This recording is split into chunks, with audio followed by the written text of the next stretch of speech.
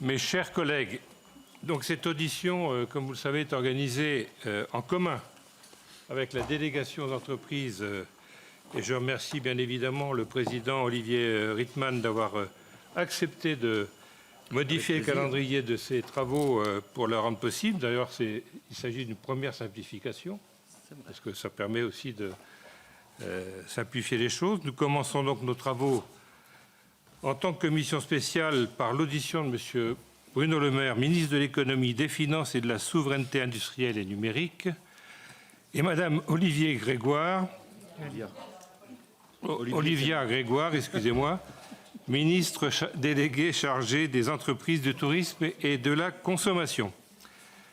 Donc, Monsieur le ministre, vous avez indiqué que le projet de loi de simplification de la vie économique que nous devons examiner constitue un des piliers de la stratégie française présentée à l'Union européenne et nous ne pouvons que constater et même nous réjouir qu'il s'appuie notamment sur de nombreux travaux conduits par le Sénat, par des sénateurs, par des sénatrices ici présents parmi les 37 membres de cette commission spéciale. Nous sommes particulièrement sensibles dans les différents domaines de l'action publique à la question de l'empilement des normes et à la nécessité, bien évidemment, de distinguer la norme qui protège et celle qui entrave inutilement. C'est même souvent anxiogène pour ceux qui veulent entreprendre aujourd'hui. Ce sujet, Monsieur le ministre, il faut le voir avec, bien sûr, pragmatisme et au plus près du terrain.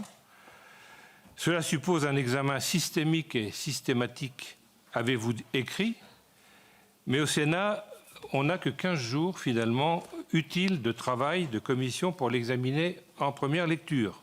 C'est très peu. Surtout pour nos deux rapporteurs, Catherine Di Folco et Yves Blunven, que je remercie par avance pour leur investissement, parce qu'ils vont avoir beaucoup d'auditions, beaucoup de travail dans ces 15 jours. Je comprends bien évidemment que ce texte doit s'inscrire dans un ensemble, dans une continuité touchant plusieurs secteurs, et ce, sur plusieurs années. Pour autant, la présence à la marge dans ce texte de loi, titré « Vie économique », du secteur agricole ou encore des collectivités territoriales, pourtant premier investisseur sur le plan public, puisque nous sommes les premiers investisseurs en termes de collectivité et on met 2 fois plus de temps aujourd'hui pour faire un projet dans notre pays que partout ailleurs, en Allemagne ou en Angleterre.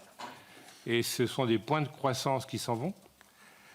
Tout cela nous interpelle. Peut-être pourrez-vous nous en dire plus, en tout cas sur ce point. Le Sénat est prêt, bien sûr, à relever le défi de la simplification avec vous, Monsieur le ministre, mais je le dis d'emblée, sans renoncer aux prérogatives du Parlement et exercer notre mission de législateur. Nous serons donc vigilants sur ce point. La simplification, c'est une œuvre commune, comme la complexification, c'est aussi une responsabilité commune. Le gouvernement, le Parlement, l'administration, qui parfois en rajoute. Donc, il y a bien sûr le stock de normes à régler, ça va être un travail de longue haleine sur plusieurs années. Et puis il y a le flux. À chaque fois qu'on vote un texte, et on vote beaucoup de textes en France, eh bien, ça amplifie le nombre de normes, sans compter le problème du principe de précaution, qui a rajouté certainement un certain nombre de normes. Voilà en préambule, Monsieur le ministre, Madame la ministre, les premiers mots que je voulais vous dire, et je cède la parole maintenant à mon collègue Olivier Rietmann, président de la délégation des entreprises. Merci, Monsieur le Président, cher Rémy Pointreau, mes chers collègues, Monsieur et Madame la Ministre, Monsieur le Ministre, Madame la Ministre, je me réjouis de cette réunion organisée conjointement avec la Commission spéciale sur le projet de loi de simplification de la vie économique. Madame la Ministre, nous avons l'habitude de travailler ensemble de façon constructive et cette séquence va nous permettre d'aborder le sujet de la simplification. On l'a déjà abordé de nombreuses fois, que la délégation aux entreprises a constamment porté à son agenda depuis sa création. Il est désormais partagé par le gouvernement, ce dont nous nous réjouissons. D'ailleurs, je dois dire que nous avons noté les multiples références aux travaux de la délégation dans le projet de loi dont le Sénat est saisi. Je pense en particulier à l'évaluation du poids et du coût de la complexité normative que j'ai mise en évidence dans le rapport sur la sobriété normative, présenté avec mes collègues Gilbert-Luc Devinas et Jean-Pierre Moga, il y a moins d'un an. La simplification ne va pas de soi, tout particulièrement en France. Bien des tentatives infructueuses ont eu lieu depuis 2011, avec les premières assises de la simplification et le choc de simplification de 2013. Depuis 20 ans, l'incantation de la simplification a conduit au mieux à des mesures ponctuelles d'allègement. Pourtant, nous l'avons vu lors de l'examen de la proposition de loi visant à rendre obligatoires les tests PME que j'ai déposée, c'est un changement de paradigme dont nous avons besoin. Le test PME tel que le Sénat l'a défini illustre parfaitement cette révolution culturelle avec l'examen par un haut conseil indépendant composé de représentants des TPE, PME, ETI et grandes entreprises, des projets de normes pour en évaluer l'impact sur les entreprises, qu'elles soient commerciales, industrielles ou agricoles. Je ne manquerai pas, vous l'imaginez bien, de proposer à la commission spéciale de préciser le texte de votre article 27 pour intégrer celui adopté par le Sénat le 26 mars dernier. Et j'ose le dire, tout le texte du Sénat, rien que le texte du Sénat. Vous avez fait vôtre cette nécessité de changer de paradigme, ainsi qu'il est indiqué dans l'exposé des motifs du projet de loi de simplification de la vie économique. Pourtant, on peut observer que le texte demeure malgré tout une juxtaposition de mesures sectorielles. Si je reprends depuis les articles 15 jusqu'au article 21-22. Même si elles vont dans le bon sens, il manque un virage plus structurel dans la manière dont nous concevons et appliquons la loi. Comme l'a dit le président Pointreau, je regrette vivement les délais qui nous sont imposés pour examiner ce texte, alors que les enjeux sont considérables. Je rappelle qu'il s'agit de supprimer la complexité qui nous coûte, à minima, 3% du PIB. Il aurait fallu prendre le temps de définir des nouvelles méthodes permettant d'aller au-delà de mesures trop circonscrites à quelques secteurs. Il est important d'associer pleinement les parlementaires, et c'est vrai au-delà de l'examen du projet de loi. En effet, vous prévoyez des habilitations du gouvernement à agir par ordonnance, mais gardez en tête l'exemple du guichet unique. Le Parlement avait voté sa création dans la loi Pacte de 2019, mais par les mesures d'application, vous avez ensuite décidé de le confier à l'INPI dans des conditions qui ont conduit à des dysfonctionnements inacceptables pour la continuité de la vie économique de notre pays. Nos alertes répétées ont fini par être entendues, même si tout n'est pas réglé, mais il s'agit aujourd'hui de ne plus recommencer les mêmes erreurs stratégiques. Je pourrais également citer la transposition de la CSRD, où finalement, par ordonnance, on se rend compte que, alors que la loi législative ordinaire a été mise de côté, on est rentré dans un système beaucoup plus complexe et lourd qu'on pouvait s'y attendre. Bref, Monsieur le Ministre, Madame la Ministre, je vous remercie de votre attention et reviendrai après quelques questions avec l'intervention des rapporteurs. Bien, merci Monsieur le Président. Je voudrais maintenant, si vous permettez, laisser la parole à Monsieur et Madame la Ministre. Alors, le temps est assez compté puisque je pense que vous devez partir vers 15h45. Donc, si vous pouviez faire un duo en 15 minutes, ça serait parfait parce qu'ensuite, nous avons nos rapporteurs qui vont vous poser une série de questions. Et puis, j'espère qu'il y aura aussi des commissaires qui poseront aussi de nombreuses questions. Donc, si on veut que tout le monde puisse y retrouver son compte, merci de votre intervention, pas la plus courte possible, mais la ciblée possible. La plus simple possible. Merci, Monsieur le Président, cher Rémy Pointreau, Mesdames et Messieurs les rapporteurs, Mesdames et Messieurs les sénateurs, Monsieur le Président Rietmann. Je vais marquer un seul point de désaccord avec Olivier Rietmann dans cette intervention, parce que pour le reste, nous avons suivi, je crois, quasiment toutes ces recommandations. Je rappelle juste que l'INPI nous a été imposé et que je m'étais personnellement opposé à cette proposition. J'avais parfaitement conscience des difficultés que cela risquait de soulever. C'est d'ailleurs exactement ce qui s'est passé sur le guichet unique, dont acte. Je pense que les sénateurs avaient vu juste sur ce sujet. Quelques remarques peut-être liminaires sur la simplification. La simplification, c'est l'exception. Ça doit devenir la règle.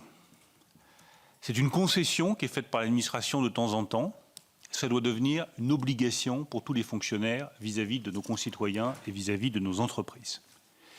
Car c'est très souvent une question de survie pour nos TPE et nos PME. Quand je regarde nos résultats économiques en ce début d'année, ils sont bons. Et ils sont très différents de ce qu'on nous avait annoncé depuis des mois. On avait dit récession, on a de la croissance, 0,2 points. On nous avait dit destruction d'emplois, nous venons de recréer 50 000 emplois supplémentaires au premier trimestre qui s'ajoutent aux plus de 2 millions que nous avons créés en 7 ans. On nous avait dit décrochage français, nous restons la nation la plus attractive pour les investissements étrangers en Europe. Et la journée de Choose France a montré hier autour du président de la République que de nombreuses entreprises internationales faisaient le choix de la France avec 15 milliards d'euros d'investissements et plus d'une cinquantaine d'investissements qui vont irriguer tous les territoires de manière très concrète avec des ouvertures d'usines ou des extensions et des créations d'emplois derrière. Mais quand on discute aussi bien avec des patrons de PME, de TPE, avec des indépendants, qu'avec des présidents de grands groupes internationaux, la complexité administrative reste un obstacle à l'investissement et à la croissance en France comme en Europe. La simplification est donc une exigence absolue. Elle améliorera nos résultats économiques. Elle nous donnera plus de croissance, plus de prospérité, plus d'emplois. Elle nous permettra tout simplement de rester dans la course du monde. On ne peut pas avoir la Chine et les États-Unis d'un côté qui simplifient à outrance et l'Union européenne de l'autre qui ne cesse de rajouter des normes, des obligations et des complexités. Je souhaite donc que non seulement ce texte soit un point de départ, que non seulement cet exercice de simplification soit renouvelé chaque année, car je n'ai pas la prétention d'épuiser le sujet en une seule fois, mais je souhaite également que ce soit la pointe avancée d'un mouvement plus global européen de simplification des normes et d'allègement des obligations qui pèsent sur toutes les entreprises européennes. La Commission européenne agirait mieux en supprimant des règles plutôt qu'en en rajoutant systématiquement de nouvelles. Dans ce texte de loi, le premier volet consiste à simplifier donc la vie des entrepreneurs principalement et également des salariés. Vous connaissez les principaux dispositifs. Nous allons supprimer tous les formulaires CERFA. Il y en a 1800 aujourd'hui. Et c'est un travail très fastidieux de les supprimer, car il faut évidemment regarder à quoi elles correspondent, quelles sont les obligations qui sont supprimées, lesquelles seront totalement supprimées, lesquelles seront dématérialisées.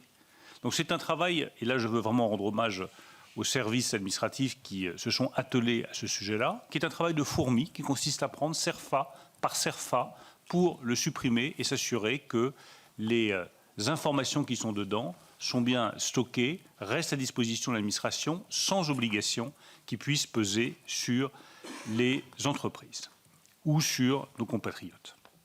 Deuxième chose, nous ferons une revue complète sur 3 ans des 2500 autorisations administratives et des milliers d'autres démarches obligatoires qui sont appliquées aux entreprises et qui très souvent sont inutiles. Je pense par exemple aux obligations de déclaration par l'employeur des arrêts maladie. C'est déjà fait auprès de la caisse d'assurance maladie. À quoi ça sert que l'entrepreneur refasse une déclaration à son tour? 15 millions de déclarations supprimées. Même chose pour les attestations d'assurance chômage. À partir du moment où l'assurance chômage est au courant, pourquoi est-ce que l'entrepreneur aurait l'obligation de remplir un formulaire? 26 millions de formulaires par an qui sont remplis à ce titre-là, alors que l'information est déjà disponible et déjà traitée. Au niveau réglementaire, nous doublierons dès cette année le seuil de la déclaration DAS2 de 1 200 à 2 400 euros. C'est les déclarations que doit faire une entreprise parce qu'elle utilise un architecte, un avocat. Doubler le seuil me paraît un minimum et je suis évidemment ouvert à aller plus loin sur ce sujet-là. Deuxième volet de cette simplification, la simplification drastique de la commande publique. Vous l'avez parfaitement dit, Monsieur le Président Pointreau, la commande publique, notamment des collectivités locales, est absolument fondamentale dans la vie de la nation. Elle représente plus d'une dizaine de milliards d'euros. Elle est aujourd'hui trop complexe. Quand une entreprise veut soumissionner pour un appel d'offres, elle doit soumissionner différemment suivant que l'appel d'offres est de l'État, des hôpitaux ou d'un opérateur public comme une université. Notre objectif est une plateforme unique pour tous les marchés publics qui permettra à une entreprise, sur cette plateforme unique intitulée Place, de trouver tous les appels d'offres de l'État, des opérateurs de l'État, des hôpitaux et de la sécurité sociale.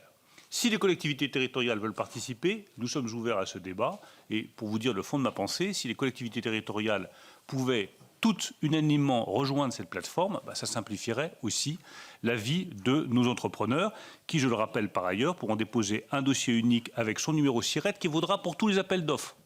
Alors qu'aujourd'hui, à chaque fois qu'il y a un nouvel appel d'offres, non seulement il faut chercher le site correspondant à l'appel d'offres, suivant que c'est l'État, l'université ou l'hôpital, mais en plus, à chaque fois, il faut redéposer son numéro SIRET, alors qu'il suffirait, grâce à cette plateforme, que les informations soient croisées pour que l'entreprise n'ait à remplir qu'une seule fois, une fois pour toutes, l'ensemble de ces données. Toujours sur la commande publique, aujourd'hui, il y a 2 juges, administratif, judiciaire. Demain, il n'y en aura qu'un, le juge administratif. Les règles d'avance de trésorerie, toujours sur cet appel d'offres, seront simplifiées et unifiées avec une avance à 30% pour tout le monde. Je rappelle que depuis des années, vous avez des avances à 10, des avances à 30, qu'elles varient en fonction de la situation économique. Désormais, nous proposons une avance unique pour tout le monde à 30% pour l'État et les collectivités locales, pour les TPE-PME en matière de travaux publics. Enfin, toujours dans cette simplification, nous allons mettre en place le test PME, qui était très demandé par les entreprises. Je pense que c'est bien qu'on ait le débat à ce sujet dans cette commission. Olivier Reitman a fait des propositions, moi, qui me paraissent tout à fait judicieuses sur ce test PME. Je ne vais pas être plus long, parce que j'imagine qu'il y aura beaucoup de questions sur ce sujet, mais il me semble que les recommandations du président Reitman sont les bonnes pour la mise en place concrète de ce test PME, c'est-à-dire avoir non seulement les représentants des PME, mais ensuite une approche interministérielle pour garantir la validité de la recommandation de ce test. C'est un point qui paraît technique, il est fondamental d'un point de vue politique pour s'assurer que quel que soit le texte et quelle que soit l'origine du texte, il soit favorable aux PME, ce qui est évidemment notre objectif. Tout dernier point sur cette simplification pour les entreprises, nous allons rapprocher le droit des professionnels et le droit des particuliers en matière de banque et d'assurance, aligner les règles de clôture de compte des entreprises, 0 frais. Aujourd'hui, il y a des frais pour les PME et les TPE qui ferment un compte, elles n'en auront plus aucun. Résiliation des contrats d'assurance sans frais pour les TPE-PME. Aujourd'hui, elles ont des frais qui se chiffrent à quelques centaines d'euros. Et enfin, obligation de respecter un délai pour l'indemnisation des professionnels comme des particuliers, 6 mois lorsqu'une expertise est nécessaire, 2 mois pour les sinistres sans expertise. C'est la leçon que nous avons tirée des inondations dans le Nord-Pas-de-Calais il y a quelques mois. Nous nous sommes battus pour respecter les délais d'indemnisation. Les mettre dans la loi, c'est la garantie qu'ils seront respectés. S'agissant des salariés, nous proposons une feuille de paye simplifiée qui passera de 55 à 15 lignes. Alors, je connais le débat, comme si ça compliquait la vie des chefs d'entreprise. Non, l'objectif, c'est qu'il y ait une feuille de paye ultra simplifiée, qu'à terme, le chef d'entreprise n'ait plus à produire que cette feuille de paye et qui permettra accessoirement aux salariés de voir ce que paye l'entrepreneur, ce qu'il paye comme cotisation et ce qu'il paye comme impôt, plutôt que d'être noyé sous une masse d'informations dans laquelle il ne se retrouve pas. Là, il verra que nous avons un modèle social très particulier dans lequel l'entrepreneur paie beaucoup, les cotisations sont élevées et il y a évidemment une participation sous forme d'impôt sur le revenu simplifiée de cette façon-là. C'est un gage de transparence, de lisibilité et de démocratie. En revanche, notre objectif est que l'entrepreneur n'ait pas à remplir la feuille complète qui, elle, sera mise à disposition dans une banque des données sociales d'ici 2027, c'est notre objectif, de façon à ce que l'entrepreneur, lui, n'ait à remplir que la feuille simplifiée et que la feuille complète soit accessible aux salariés dans cette banque de données sociales dans laquelle il pourra trouver ses droits à la retraite, ses cotisations dans le détail pour son salaire en fonction des informations dont il souhaite disposer. Enfin, je rappelle que nous souhaitons que chaque année, ce travail de simplification soit reproduit par les ministères pour faire l'objet de nouvelles mesures législatives et simplifier chaque année en se disant chaque année, au printemps, il y a un rendez-vous de simplification pour garantir que le mouvement de simplification ne s'arrête pas à ce texte de loi, mais est poursuivi chaque année. Le deuxième grand volet de la simplification, c'est l'information et le conseil des patrons de PME, de TPE et des entrepreneurs. Le premier outil que nous voulons généraliser, c'est les rescrits. Les rescrits sont unanimement salués par les PME et les TPE. Le problème, c'est qu'ils sont très souvent réservés au domaine fiscal et qu'en deuxième lieu, il n'y a pas de recueil de ces rescrits. Ça ne peut pas servir de jurisprudence pour les entrepreneurs. Nous proposons de régler ces 2 difficultés en élargissant les rescrits à d'autres domaines, par exemple en matière de consommation ou de droit du travail, et de faire une jurisprudence des rescrits pour que une entreprise, anonymisée bien entendu, puisse s'appuyer sur cette jurisprudence en se disant « voilà en fonction de ma situation fiscale ce que j'ai le droit de faire ou pas le droit de faire, voilà en fonction de ma situation de droit du travail ce que j'ai le droit de faire ou ce que je n'ai pas le droit de faire ». Toujours dans cette simplification, nous supprimerons les peines de prison encourues par les chefs d'entreprise lorsque nous estimons qu'elles sont exagérées en termes de sanctions, par exemple dans l'application de la directive CSRD ou dans la rédaction des registres de bénéficiaires effectifs. Nous estimons qu'une formalité administrative ne doit pas mener en prison et que nous ne devons pas faire de chaque chef d'entreprise un fraudeur en puissance qui pourrait se retrouver en prison parce qu'il a mal rempli telle déclaration CSRD ou tel registre de bénéficiaires effectifs sans évidemment avoir eu d'intention de nuire. Le troisième grand volet, il est au cœur de ce que nous défendons depuis maintenant 7 ans avec le Président de la République, c'est la réindustrialisation. J'insiste sur l'importance que cela a politiquement de refaire de la France une grande nation de production. C'est mon objectif comme ministre de l'économie depuis 7 ans. Je pense que le plus grand drame économique et politique qu'ait connu notre pays depuis 40 ans, c'est des vagues de délocalisation comme aucun autre grand pays de l'OCDE n'en a connu. Aucun. Aucun pays de l'OCDE n'a sacrifié 2,2 millions d'emplois industriels. Aucun grand pays de l'OCDE n'a fermé plus de 600 usines.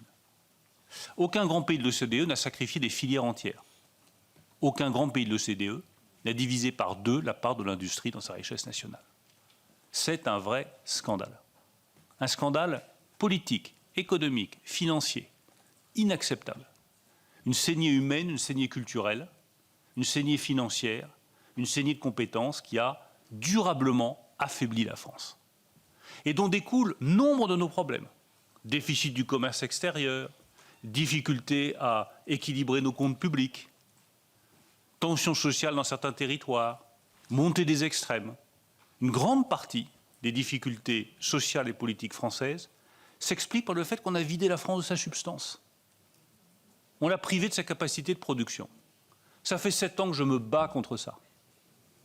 La base de cette bataille, ça a été les décisions fiscales, d'allègement de la fiscalité sur le capital et d'allègement de la fiscalité sur les entreprises, qu'il n'y a pas d'industrie sans capital. Le deuxième mouvement, ça a été la formation, la qualification, la revalorisation de certaines filières, au premier rang desquelles la filière du nucléaire, qui non seulement est une filière industrielle pourvoyeuse d'emplois, mais qui garantit en plus à nos entreprises l'accès à une énergie compétitive, décarbonée, à bas coût. Le troisième volet, c'est évidemment accélérer le déploiement de ces installations industrielles. Alors on me dit, mais si vous accélérez le déploiement des usines, ça va être contre le climat. Non, c'est pour le climat. Parce qu'il vaut beaucoup mieux produire des voitures, des batteries et des avions en France avec une énergie décarbonée que de continuer à importer ces produits réalisés dans d'autres pays où le coût climatique est infiniment plus élevé. Et le vrai débat politique, il est là.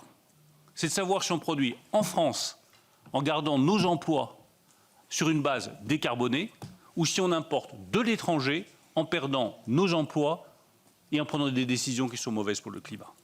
Nous sommes pour l'emploi, pour les usines, pour le climat et nous sommes contre un pays qui cède uniquement à la consommation et qui importe les biens manufacturiers dont il a besoin.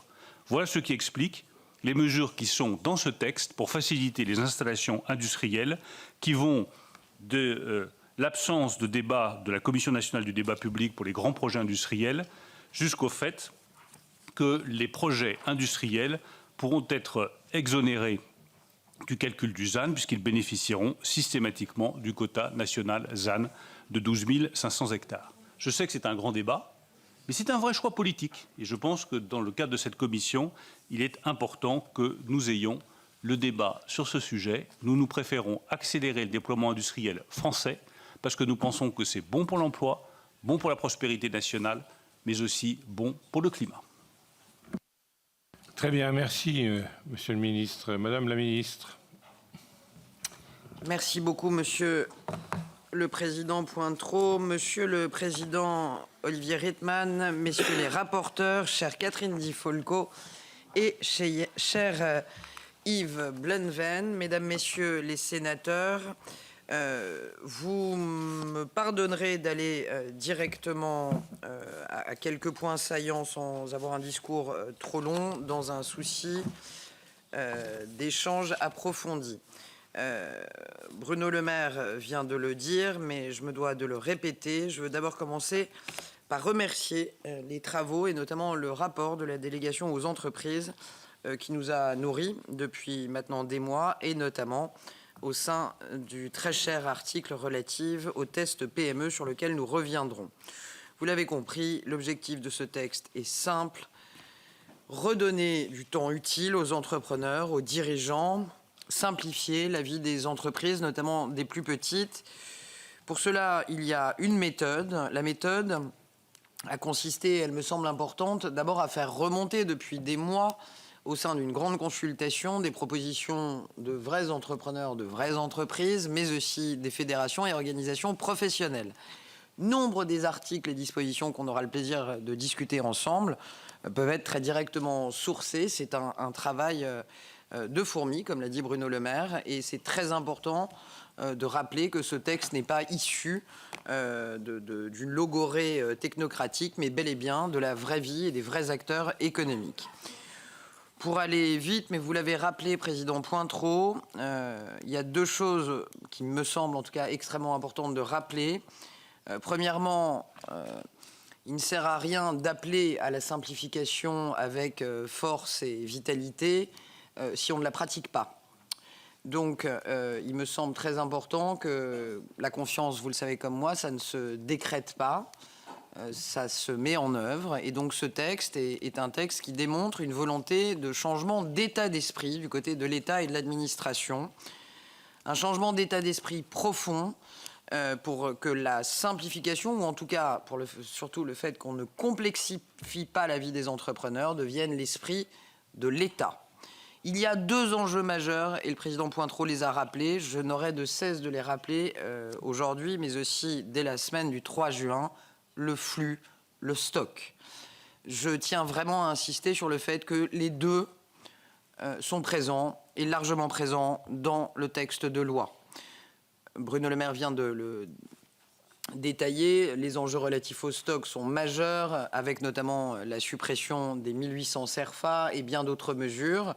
Mais les mesures relatives au flux me semblent être aussi stratégiques, puisque c'est elle qui porte quelque part cette hygiène de la simplification. Chaque année, comme l'a dit Bruno, il doit y avoir un débat simplification, et pas uniquement les années de Jeux Olympiques ou Paralympiques.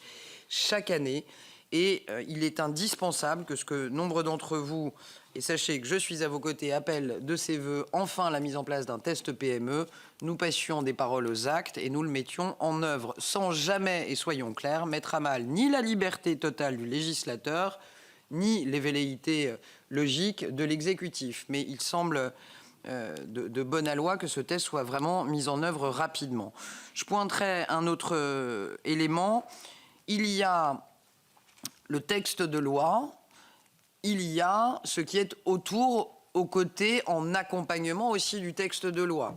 Une cinquantaine d'actions et de mesures, dont 26 prennent la forme aujourd'hui d'articles législatifs, mais des mesures qui ne sont pas forcément du niveau normatif, complètent, accompagnent ce plan au-delà du texte de loi. J'en prends une ou deux pour donner un peu de chair. La simplification des démarches sociales des indépendants, que je connais bien pour en avoir été, les fameux TNS qui se trouvent souvent un peu perdus pour être accompagnés. Quand ils vont chez les consulaires, on leur dit que c'est pas forcément là qu'est l'information. Quand ils posent une question à la DDFiP, ils ont parfois du mal à obtenir une réponse puisqu'ils rentrent pas souvent dans les cases. Eh bien, désormais, et vous le savez, France Service, avec les services de l'URSSAF, présents dans les maisons France Service, va pouvoir accompagner, répondre aux sollicitations des indépendants, des micro-entrepreneurs.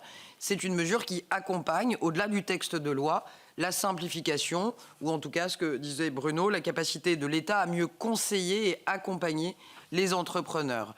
Un autre exemple très concret, le fait que, et j'y tenais beaucoup, nous allons aussi envisagé d'améliorer le titre emploi-service entreprise que vous connaissez, le TZ, qui est un dispositif très important pour qu'on passe le cap de la première embauche.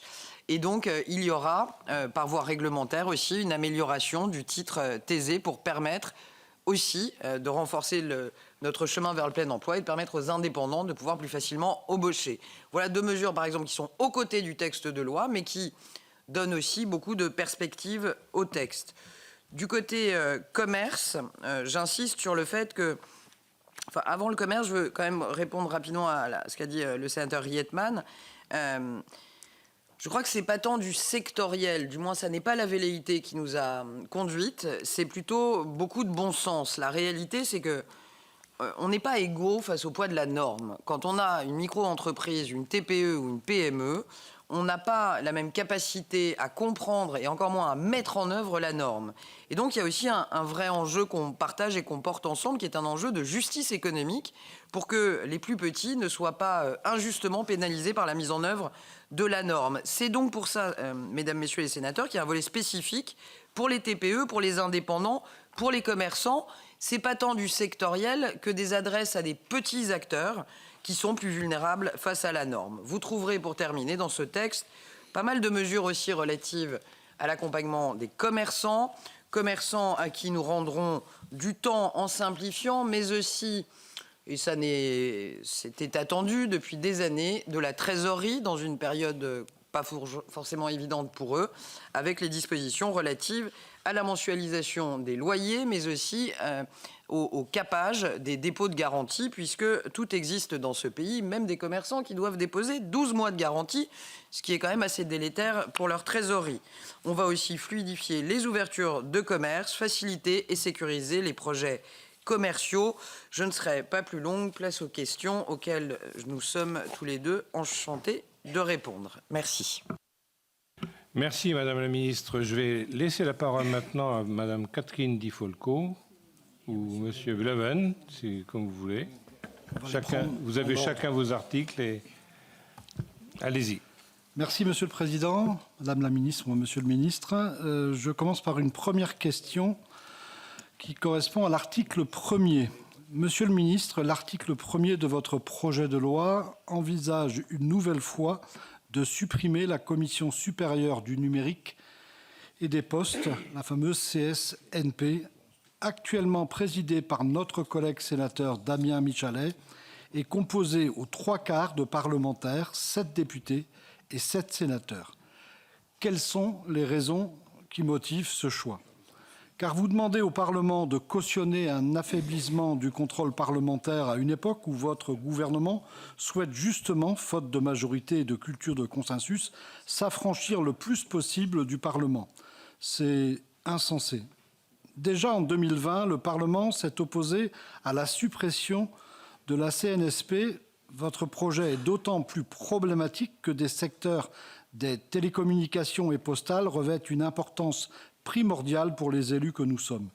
La Poste exerce 4 missions de service public. Le service universel postal, la distribution de la presse, la contribution à l'aménagement du territoire et l'accessibilité bancaire. Et Orange demeure attributaire du service universel des communications électroniques.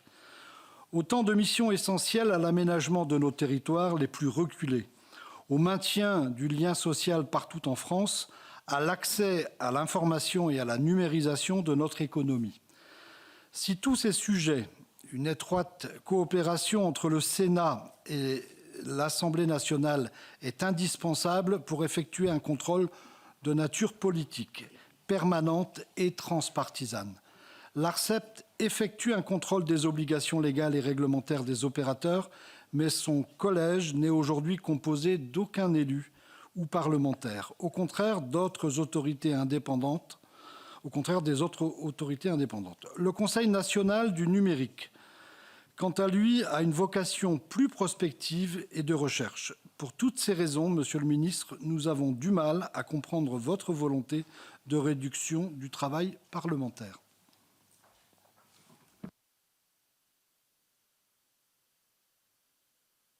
Sur l'article 7, Donc, sur le projet de loi qui prévoit de modifier les informations devant être présentes sur un bulletin de paye, dans le but de le rendre plus lisible pour les salariés et plus simple à éditer pour les employeurs. Cet article a fait l'objet d'une importante communication de la part du gouvernement et nous en attendions donc beaucoup. Mais Monsieur le ministre, peut-on vraiment parler de simplification du bulletin de paye quand on demande parallèlement aux employeurs chaque mois de collecter, de conserver et de mettre à disposition des employés l'ensemble des informations qui font l'objet de cette même simplification? Et quel sera le coût pour les employeurs de la mise en place de ces nouvelles modalités de mise à disposition des informations? Et puis la troisième question concerne le droit minier. Pourquoi remettre la réforme du Code du minier sur le métier alors qu'elle est issue de la récente loi Climat et résilience de 2021 ? Si la facilitation des conversions des installations d'hydrocarbures en sites de stockage de CO2 paraît utile, quel sera le nouveau schéma de délivrance des autorisations minières en Guyane? L'Office national des forêts, l'ONF, aura-t-il toujours le même rôle? Merci, monsieur le rapporteur. Qui répond? Monsieur le ministre, madame? Monsieur le ministre. Alors moi, j'entends parfaitement ce que dit le sénateur Bleunven sur la Commission supérieure du numérique et des postes. De toute façon, nous en remettrons à la sagesse du Parlement. Mais je ne pense pas qu'il y ait beaucoup de pays au monde qui aient à la fois un Conseil national du numérique, qui a plus qu'un rôle de prospective, un observatoire de la présence postale, un contrôle parlementaire par définition, où vous avez un droit de contrôle sur l'ensemble des décisions qui peuvent être prises par des services publics, et en plus une commission supérieure du numérique et des postes. Alors, une fois encore, je ne vais pas livrer un grand combat là-dessus, je m'en remettrai à la sagesse des parlementaires. Mais j'attire juste votre attention sur le fait qu'effectivement, nous multiplions les instances, les comités, les commissions, et que, au bout du compte, moi je vais vous donner ma conviction, je pense que ça affaiblit un des droits fondamentaux des parlementaires qui est un droit de contrôle. Et qu'à force de multiplier des instances, des commissions, des conseils, on affaiblit le pouvoir de contrôle du parlementaire. Donc, je le redis, je ne livrerai pas une grande bataille là-dessus, mais je constate que nous avons 313 commissions ou instances consultatives dans lesquelles siègent beaucoup de parlementaires. Est-ce que réellement ça renforce le pouvoir des parlementaires en termes de contrôle ou non? Je m'en remettrai à votre sagesse, ma conviction est que non. Donc vous déciderez, c'est votre droit souverain. Je suis suffisamment attaché au droit de contrôle du parlementaire et à l'idée très simple qu'il faut le renforcer pour penser que ce n'est pas par des commissions que ça passe. S'agissant des bulletins de paie, vous soulevez une question qui est fondamentale. Il ne s'agit pas de doubler les obligations des entrepreneurs. Vous avez parfaitement raison. Il s'agit de donner aux salariés l'accès à une information simple. Quand je touche 1 800 €, qu'est-ce que paye l'entrepreneur? Qu'est-ce que je paye comme cotisation? Qu'est-ce que je paye comme impôt? Et qu'est-ce qui me reste à la fin du mois? Et je pense qu'on a un devoir de transparence et de simplification du bulletin de paie. Les informations restantes, c'est l'intégralité des lignes qui figurent dans la feuille de paie. Notre objectif est qu'elles ne soient plus remplies par l'entrepreneur. Je veux vraiment insister là-dessus, c'est très important. Elles ne doivent plus être remplies par l'entrepreneur. Il faut qu'elles figurent dans ce qui s'appellera le portail national des droits sociaux, qui sera mis en place au plus tard d'ici 2027, où le salarié, s'il souhaite savoir réellement pourquoi est-ce que ces cotisations sociales représentent une somme aussi importante, il pourra aller voir ce qui est accident du travail, ce qui est cotisation familiale, ce qui est cotisation retraite. Il aura l'intégralité du détail de ces cotisations, mais ce sera l'administration qui le fera, ce ne sera plus l'entrepreneur. C'est bien ça notre objectif pour répondre très concrètement à votre question, qui est vraiment une question qui a été soulevée à plusieurs reprises par les patrons de PME. Donc j'insiste vraiment sur ce point. Le patron de PME n'aura plus à remplir la feuille de paye de 55 lignes. Ça figurera dans le portail national des droits sociaux. S'agissant des mines, l'objectif, c'est de poursuivre la démarche qui a déjà été engagée dans le projet de loi portant justement sur le code minier. Cette démarche de raccourcissement des délais n'a pas été mené dans les champs miniers. Le volet relatif à l'autorisation environnementale ne sera pas remis en cause, je vous rassure sur ce point. Merci, Monsieur le ministre. Madame la rapporteure. Merci, Monsieur le Président. Bonjour, Madame la Ministre. Bonjour, Monsieur le Ministre.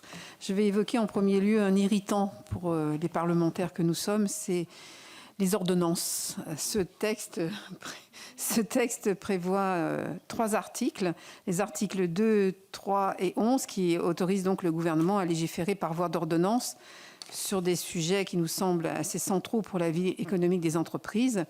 Ces habilitations ont des délais assez longs puisqu'elles vont de 18 à 24 mois et ont des champs particulièrement larges. Donc cela conduit effectivement le Parlement à se dessaisir de sa compétence sur de larges pans de l'action publique économique. Or, vous le savez tous, on a l'habitude, on a la capacité de débattre de textes longs et complexes. Les sujets qui sont dans ces articles ne nous paraissent pas techniques, vraiment comme le note l'étude d'impact, mais plutôt politiques. Et donc, qui pourrait imaginer vraiment que la simplification des démarches administratives n'intéresserait pas la représentation nationale. Donc, en réalité, on pourrait presque imaginer, Madame le ministre, Monsieur le ministre, que vous ne faites pas confiance au Parlement pour traiter de ces sujets-là. J'espère que vous me démentirez. L'article 23, lui, propose d'intégrer l'objectif d'innovation dans le mandat de la CNIL. Ni le dispositif de l'article, ni l'étude d'impact ne nous renseignent sur le contenu ou la portée juridique de cette mesure qui est lourdement critiquée par le Conseil d'État. On pourrait imaginer même que c'est une question d'affichage ici et donc c'est un peu aussi irritant. Cette problématique, s'agissant de la définition du mandat d'une autorité administrative indépendante, est quand même importante. Et enfin, l'article 6 illustre une autre limite du projet de loi. Celui-ci propose en effet de réduire le délai de l'information des salariés avant tout projet de vente du fonds de commerce, qui passerait donc de 2 mois à 1 mois. Cette formalité administrative supplémentaire qui avait été imposée aux entreprises par la loi Hamon en 2014 était supposée favoriser les rachats par les salariés. Mais on le sait, ces rachats sont restés très rares. Donc pourquoi ne pas être allé au bout de la démarche et avoir supprimé cette mesure dont l'inefficacité semble avoir été démontrée? Et je terminerai par un volet que le président Pointereau a abordé brièvement dans son propos liminaire. Il s'agit du volet de l'agriculture qui est étrangement absent de ce projet de simplification de la vie économique. Or, il me semble que les agriculteurs sont des entrepreneurs. Et voilà. Et donc, pourquoi avoir fait ce choix? Merci. Merci, Madame la rapporteure. Donc, je laisse la parole à Madame la ministre. Monsieur le ministre. Monsieur le ministre. Alors, je voudrais apporter un démenti formel à Madame la sénatrice sur la confiance que je fais aux parlementaires. Elle est totale. J'étais 15 ans parlementaire, je le rappelle. Ma voisine de droite est encore élue. Si nous passons par ordonnance, c'est uniquement lorsqu'il s'agit d'un travail fastidieux, long, technique, notamment sur les démarches. Il y a 2500 démarches administratives que nous voulons simplifier ou supprimer. Et je tiens beaucoup à avoir des textes de loi qui soient clairs et simples. Donc il nous semble plus efficace de passer par ordonnance pour aller rapidement et faire de manière extensive l'analyse de ces démarches et de leur suppression. Ça n'exclut pas de passer en dur sur certaines dispositions, je pense en particulier sur les rescrits. C'est un point absolument fondamental, très demandé par les entreprises. Donc là, je suis tout à fait prêt à ce que nous passions par la voie législative sur la base des propositions qui nous seront faites par les parlementaires. Sur la CNIL, moi j'entends là aussi les critiques, les observations. Simplement, on voit bien que nous sommes face à des révolutions technologiques qui sont absolument considérables. Et que si dans le contrôle de l'information, on n'ajoute pas ce volet d'innovation, lié notamment à l'intelligence artificielle, j'ai peur qu'on prenne beaucoup de retard sur un certain nombre de dispositifs. Je souhaite que l'intelligence artificielle soit au cœur de notre réflexion sur l'administration de demain. Et que l'administration française, qui est une des meilleures administrations au monde, soit aussi une des plus innovantes en termes d'application de l'intelligence artificielle. Et je pense que c'est un défi absolument considérable, mais qui servira l'usager, que ce soit l'entrepreneur ou le citoyen. Et donc c'est à cela que sert cet article. Il va être longuement discuté, je le sais bien, mais je souhaite que notre administration soit pleinement engagée dans les technologies du XXIe siècle, qu'on ait un recours et un déploiement le plus rapide possible de l'intelligence artificielle dans notre administration pour qu'elle rende les meilleurs services possibles.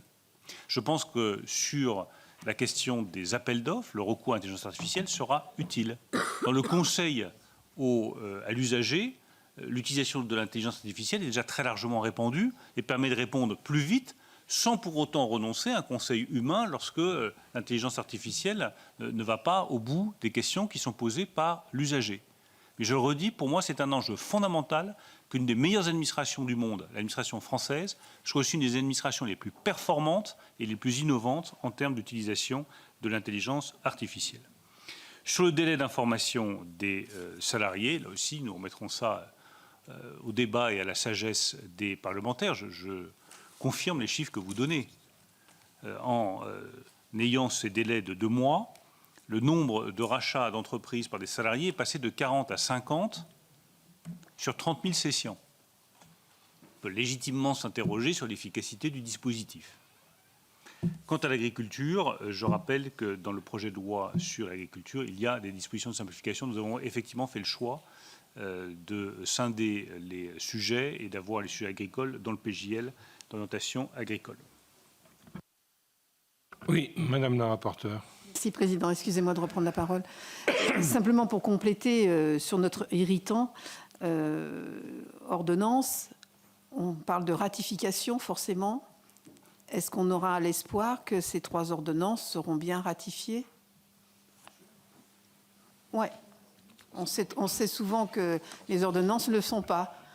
Et voilà. Et donc, si elles ne le sont pas, le Parlement est exclu.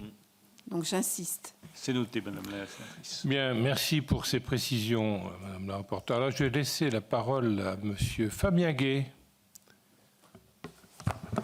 Merci, Monsieur le Président, Messieurs les Présidents, Madame la Ministre, Monsieur le Ministre. Bon, deux questions, un sur le texte et puis un sur ce que vous avez parlé de la politique de réindustrialisation. Je pense que c'est extrêmement important qu'on ait un débat enrichi. Bon, c'est un texte extrêmement technique. Certains disent fourre-tout, qui ressemble à la Pacte 1, à la loi d'ADU. Moi, je pense que c'est un texte extrêmement politique. Et je pense que l'article 7, dont vous venez de parler, en est l'illustration, parce qu'il y a une volonté de simplifier un certain nombre de choses, très bien, mais c'est bien la preuve que cet article n'est pas fait pour nous simplifier, parce qu'il va complexifier, en réalité, 1, la vie des entreprises, 2, la vie des salariés.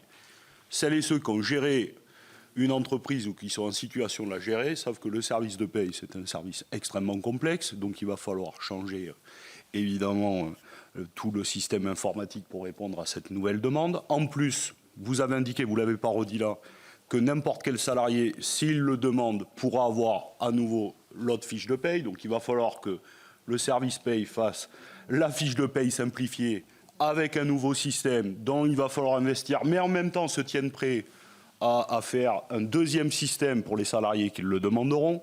Je leur souhaite évidemment bien du courage.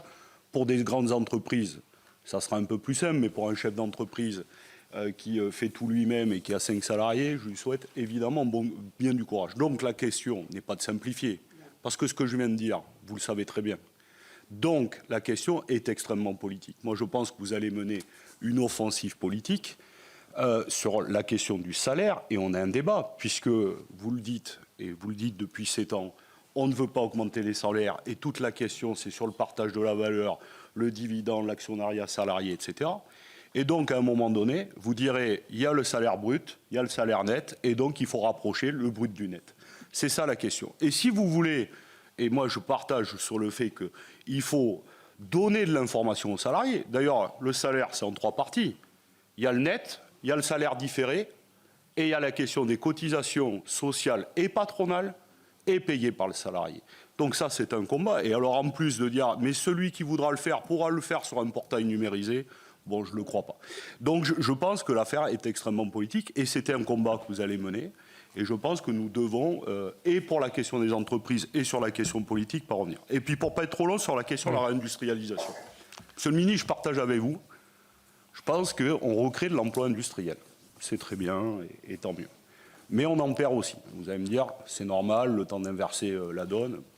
Mais moi, je pense qu'il faut qu'on arrive à se mettre d'accord à ce que, qu'est-ce qu'on appelle par localiser, relocaliser et délocaliser.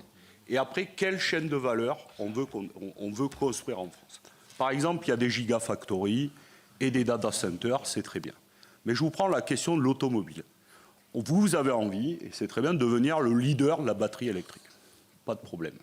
Mais est-ce que nous sommes condamnés en France dans les 10 prochaines années à, sur la question automobile, ne construire demain, je le caricature un tout petit peu, mais pour qu'on arrive à se comprendre, que des batteries électriques. Par exemple, les fonderies du Poitou, etc., ça ferme. Les sous-traitants, et j'en connais, il y a une dernière entreprise en Seine-Saint-Denis, on vient d'ailleurs la liquider en 1 semaine. Ça, le tribunal de commerce, il a simplifié la chose. Il a, lundi dernier, procédé à la procédure de cessation et lundi, il a expliqué aux 400 salariés qu'ils étaient mis à la porte et que c'était fini, en 1 semaine. Très bien. D'ailleurs, sous-traitant unique, Stellantis, dont l'État est actionnaire à 7% par BPI France. Donc là, je pose une question. Les pièces embouties, on n'en construira plus demain. Tout s'ira en Turquie. Donc, est-ce qu'on a la volonté de construire toute la chaîne de valeur avec ses sous-traitants sur la question automobile, ou est-ce que nous sommes condamnés à ne devenir que le leader sur la question électrique? Et je pense que ça, c'est un débat important. Merci. Je vous remercie, Monsieur le Président. Merci, Monsieur Gay. Monsieur Michel Canevet, on va prendre 4 questions. Merci, Monsieur le Président, Madame Si et vous Monsieur pouvez le être ministre, plus synthétique possible, chers parce que j'ai collègues, encore effectivement. 7 demandes de questions. Oui, tout à fait. Tout d'abord, le Sénat a beaucoup travaillé sur la question de la transmission des entreprises et on a particulièrement mis en exergue le fait que la loi Hamon posait problème. Est-ce qu'on peut envisager qu'il y ait une révision de la consultation des salariés dans le cadre des dispositifs de transmission des entreprises? La première question. Une deuxième qui porte sur les délais de paiement, parce que ça pose de nombreux problèmes pour beaucoup de sociétés. Est-ce qu'il est envisageable que la proposition des commissaires de justice qui vise à un dispositif qui permette d'éviter la judiciarisation par les créances non contestées puisse être mise en œuvre, c'est-à-dire des procédures simplifiées qui évitent de recourir systématiquement devant le juge pour obtenir le juste paiement des factures? Est-ce que cela peut s'envisager également? Vous avez évoqué tout à l'heure, Monsieur le Ministre, le fait que dans la commande publique, le tribunal administratif soit dorénavant l'interlocuteur. Je apprécie les choses. Il faut simplement que l'on ait des délais d'instruction qui soient les plus courts possibles, car il n'est pas envisageable que dans le contexte de commande publique, on ait des délais tels qu'on les connaît par le jugement des tribunaux administratifs jusqu'à présent. Donc il faut aussi qu'il y ait raccourcissement des délais. Et puis, dernier point qui porte sur la question de l'administration, parce qu'on arrive à réduire les délais d'instruction d'un certain nombre de dossiers, je pense aux installations classées pour la protection de l'environnement, mais on voit bien que les administrations font obstacle parce qu'elles n'accusent pas réception des dossiers, par exemple. J'ai des exemples dans le Finistère. Je pense qu'il faut que, là aussi, on ait un discours vis-à-vis des entrepreneurs qui soit clair. Quand on met en place des délais, il faut qu'ils soient respectés. Merci, Monsieur Canevet. Alors, Madame Raymonde Poncet-Bonge. Merci, Monsieur le Président. Alors, moi, je remarque que ce projet de loi fait suite à de très nombreuses lois de simplification. Je remarque aussi qu'aucune évaluation de ces différentes lois a été faite. Est-ce que vous prévoyez quand même un jour de faire l'évaluation des effets en termes d'allègement des contraintes administratives ou en termes de compétitivité? Je reviens, malgré l'intervention déjà de M. Fabien Gay, sur la feuille de paye. Vraiment, là, c'est vraiment très étonnant parce que vous admettrez que pour les entreprises, elles seront toujours contraintes d'être en mesure de faire le calcul. Dans le back-office, ils feront toujours le calcul des différents éléments de la paye. Donc, la seule simplification, ça serait d'avoir une feuille de paye plus allégée. Vous dites accès aux salariés d'informations simples. Moi, je trouve ça légèrement méprisant, si vous voulez. Parce que dans beaucoup d'entreprises, certains employeurs, moi j'en ai été, où les syndicats, tout simplement, font régulièrement des informations sur comprendre sa feuille de paye. Conseil. Alors pourquoi le font-ils? Parce que effectivement, ce que vous faites là, c'est que vous les mettez en incapacité de comprendre réellement à combien s'élève le salaire socialisé, je dis socialisé plutôt que différé, et l'importance de ce dernier pour chacune des 5 branches de la sécurité sociale. Parce qu'en mettant simplement une somme globale, vous construisez l'allergie aux cotisations. Parce qu'ils se disent, oh là là, c'est un gros tas. Mais quand ils avaient au moins que c'était maladie, chômage, etc., ils voyaient les risques socialisés qui étaient derrière. Là, vous l'effacez. Effectivement, je suis d'accord avec mon collègue, c'est une mesure politique, je dirais idéologique, mais qui en rien ne simplifie dans le back-office le fait qu'il va bien falloir calculer les différents éléments. Bien. Ensuite, moi, ce que je serais tenté de dire, c'est que dans beaucoup de peu de choses, bon, vous en avez parlé, se réfèrent au TPE, PME. Il n'y a pas grand-chose quand même dans ce projet de loi. Mais il y a beaucoup de mesures qui me semblent plutôt prendre acte du fait que les administrations sont surchargées, qu'elles ne sont pas en mesure de réaliser certains actes administratifs dans des délais satisfaisants. Ça a été dit dans les auditions déjà. La motivation, elle est ainsi de limiter les effectifs de fonctionnaires, ou plutôt d'acter leur insuffisance, plus que de simplifier la vie des entreprises. Parce que pour les TPE et PME, Monsieur le ministre, conclure. Oui, je vais conclure. Ce qu'il faut, c'est de l'accompagnement des petites entreprises. Et là, il n'y a rien qui est fait là. On supprime simplement, on dit les délais de paiement du traitement administratif, par exemple, du paiement direct des sous-traitants, c'est trop long. Donc maintenant, eh bien, on supprime un mécanisme qui garantissait au contraire les sous-traitants. Et je termine quand même sur le fait, quand est-ce que nous allons avoir quand même une mesure de ce que, comment dirais-je, du bénéfice des normes en matière sociale, en matière sanitaire, en matière écologique, et donc des coûts que l'on évite aussi grâce aux normes. Et je pense notamment à la suppression, bien sûr, de l'obligation de résultat quant à la compensation écologique. Oui, on supprime l'obligation. Quels seront les coûts évités et quelles seront les conséquences? Il serait temps, voilà, aussi voir les bénéfices ou les coûts des normes évitées et la régulation qu'elles permettent, Monsieur le ministre. Merci à Monsieur Serge Mériou, s'il vous plaît. Monsieur le Président, Madame et Monsieur les rapporteurs, Madame et Monsieur les ministres, simplifier la vie des entreprises, c'est aussi sécuriser les entreprises et de facto les collectivités, et notamment dans le cadre des marchés publics, et pour lesquels on a des décisions de justice qui interviennent souvent très tardivement et qui annulent des autorisations de travaux, alors même que les constructions sont déjà parfois très avancées, voire terminées. L'article 15 de ce projet de loi étend le dispositif de projet d'intérêt national majeur introduit avec la loi Industrie verte au data center. Et ma question, elle est simple. Pourrions-nous étendre cette disposition aux projets d'infrastructures routières portés par les collectivités, sous réserve, bien sûr, que ces projets soient compatibles avec le maintien de la biodiversité et soient positifs, notamment en matière de sécurité routière? Merci, Monsieur Mérut. Excellente question.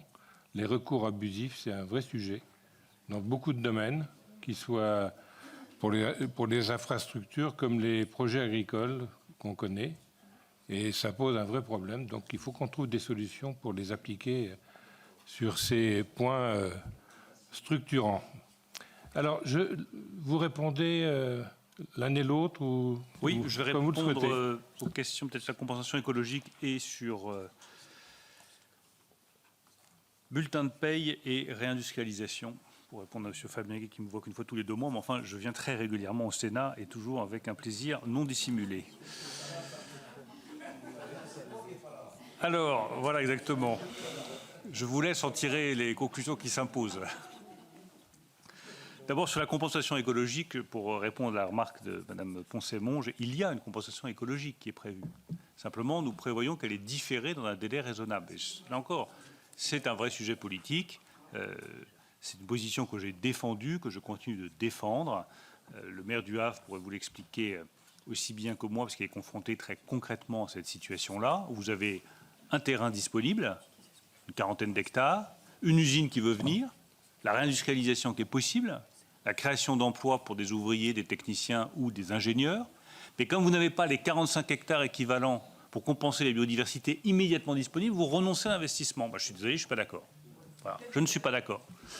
Donc là aussi, le Sénat tranchera. Moi, je pense qu'il est préférable de dire on fait l'usine et puis la compensation écologique sera faite dans un délai raisonnable. Mais nous ne renonçons pas, contrairement à ce que vous avez dit, Madame la sénatrice, à la compensation écologique. Ce n'est pas vrai. Ça n'est pas vrai. Elle est reportée dans le temps, et je pense que vous aurez à cœur de définir le délai raisonnable, je n'ai aucun doute là-dessus, mais elle est reportée et différée dans le temps, nous n'y renonçons pas. Sinon, qu'est-ce qui se passe? L'usine, elle va s'installer en Chine, en Inde, en Turquie ou ailleurs. Vous préférez ça? Eh bien, nous, non. C'est la différence entre vous et nous. Nous préférons que l'usine s'ouvre en France, dans des conditions écologiques qui, je le rappelle, sont les meilleures au monde en termes d'émissions de CO2 par produit manufacturier produit. Je ne vais pas refaire les erreurs qui ont été faites par tous mes prédécesseurs depuis 40 ans, consistant à dire on va polluer ailleurs, importer ensuite et perdre par nos importations toutes les réductions de CO2 qu'on a faites en France. Désolé, sans moi, jamais. On aura ce débat, c'est un beau débat. Sur la réindustrialisation, et notamment sur l'industrie automobile. L'industrie automobile, c'est un enjeu absolument stratégique pour le pays. Ça fait un siècle que la France a une industrie automobile de pointe. Elle a été l'une des nations les plus à la pointe de la création de l'industrie automobile. Elle a des marques qui sont culturellement une partie de notre patrimoine, qui ont une influence partout à travers la planète. Et donc la bascule vers le véhicule électrique ou hybride est une transformation absolument essentielle. Donc je veux vous rassurer sur notre stratégie. D'abord, il y a un rendez-vous en 2027. Donc nous verrons très exactement où nous en sommes en 2027.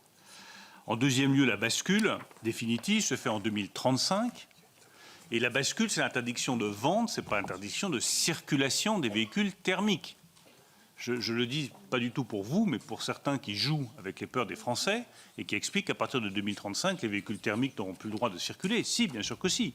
Il faudra continuer à faire des réparations sur des véhicules thermiques, qu'ils soient diesel ou essence. Nous, notre objectif, c'est que la France, je le redis, soit une nation de production et pas une nation de consommation. Et donc, si nous ne prenons pas immédiatement, de manière cohérente et volontariste, le tournant du véhicule électrique, demain, il sera trop tard. Nous aurons pris tellement de retard sur les batteries, sur les terres rares, sur les métaux critiques, sur les moteurs électriques, que nous n'aurons plus que nos yeux pour pleurer. Et quand les consommateurs exigeront, dans 5 ans, dans 10 ans, dans 15 ans, de circuler uniquement en véhicule électrique, eh bien, on ne fera plus qu'importer des véhicules étrangers. C'est contre cela que nous avons décidé, avec le Président de la République, avec l'ensemble de la filière de l'industrie automobile, et je veux saluer l'unité de la filière de l'industrie automobile, d'accélérer la transition vers le véhicule électrique et de maîtriser l'intégralité de la chaîne de valeur. Donc je réponds très précisément à votre question. Nous voulons maîtriser l'intégralité de la chaîne de valeur. Ça veut dire quoi? Ça veut dire, sur les métaux critiques, maîtriser l'origine et l'approvisionnement en lithium, en cobalt, en terres rares. Ça veut dire effectivement rouvrir des mines. Et nous assumons cette décision, elle est cohérente avec la volonté d'avoir l'intégralité de la chaîne de valeur. Ça veut dire disposer de la production de batteries électriques qui représentent entre 1/3 et 1/4 de la valeur du véhicule électrique. Donc nous avons ouvert 4 gigafactories qui vont représenter 20 000 emplois. Et nous avons fait le choix aussi de faire venir des investisseurs comme Prologium qui travaillent sur d'autres batteries d'un autre type que les ions lithium qui existent aujourd'hui et qui pourraient peut-être demain se passer aussi du lithium ou l'utiliser en quantité moins importante. En troisième lieu, nous voulons pouvoir recycler les matériaux des batteries. C'est un des points forts sur lesquels nous voulons travailler pour, du point de vue environnemental, être exemplaires. C'est l'investissement qu'a annoncé Solvay sur la possibilité de recycler les batteries et de récupérer les matériaux critiques qui sont dans ces batteries. Et puis nous voulons, et c'est là que le débat est le plus difficile, qu'une fois qu'on a les terres rares, une fois qu'on arrive à faire les cathodes et les anodes, une fois qu'on arrive à faire les batteries électriques, nous produisions les véhicules en France. Et c'est là qu'effectivement, avec les constructeurs, la discussion est parfois difficile.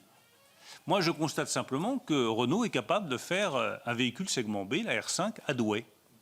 Que nous sommes capables de faire des véhicules utilitaires légers à Sandouville, 200 millions d'euros d'investissement, 2 lignes de production nouvelles, plusieurs centaines d'emplois industriels qui vont être créés à Sandouville. Moi, j'ai le souvenir d'être allé à Sandouville il y a 10 ans avec des cordons de CRS parce que Sandouville devait fermer. Ça m'a fait plaisir de revenir à Sandouville avec des salariés qui avaient le sourire aux lèvres parce qu'ils savaient que l'avenir de l'usine est garanti pour les décennies à venir. C'est quand même quelque chose qui est important. Mais nous devons avoir des engagements de la part des constructeurs, Renault comme Stellantis, sur des volumes de production, des modèles, des plateformes qui correspondent à l'investissement que la nation française fait dans le véhicule électrique. Donc vous le voyez, notre stratégie est très cohérente, accélérée, maîtriser l'intégralité de la filière depuis les terres rares jusqu'à la production des véhicules en passant par les batteries électriques et avoir des volumes en France. J'ajoute un dernier point qui est un peu plus irritant ici ou là. Il faut protéger notre industrie. Il y a des surcapacités en Chine. Il faut pouvoir protéger notre industrie automobile, notre industrie aéronautique, notre industrie des panneaux photovoltaïques, notre industrie des éoliennes, des mâts comme des aimants permanents ou des pales. Nous n'arriverons pas à résister à la concurrence chinoise si on ne rétablit pas un équilibre commercial entre la Chine et l'Europe. Et il est essentiel que les 26 autres États membres de l'Union européenne comprennent l'importance de ce rééquilibrage des relations commerciales avec la Chine.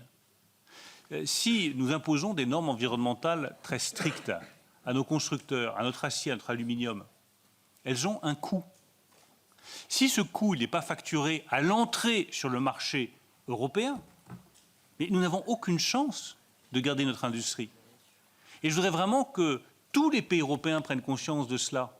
Je les vois parfois très timides, en train de dire « mais est-ce que vous êtes sûr qu'il faut cette compensation ?» Mais elle est indispensable. Produire de l'acier décarboné ou de l'aluminium décarboné à Fos ou à Dunkerque, ça veut dire installer un four électrique qui va coûter des milliards d'euros. Ça veut dire un coût de la tonne d'acier ou de la tonne d'aluminium environ 100 euros plus cher par brame d'aluminium ou d'acier produite. Ça se retrouve dans le coût de la carrosserie de la voiture. Donc cette voiture produite avec de l'acier décarboné, sur un territoire décarboné comme le territoire français, elle sera très vertueuse du point de vue environnemental, mais plus coûteuse financièrement. Elle ne peut pas rivaliser commercialement avec un produit réalisé dans un autre pays, dans des conditions environnementales moins satisfaisantes, avec un coût de l'acier ou de l'aluminium 10 ou 20% moins cher, parce que l'aluminium et l'acier n'auront pas été décarbonés. Il faut que ce coût il soit facturé. C'est ce que j'appelle rééquilibrer les relations commerciales. Se protéger, c'est aussi assumer que les bonus que nous donnons pour l'achat d'un véhicule électrique ou d'une pompe à chaleur soient réservés aux biens qui respectent les règles environnementales les plus strictes.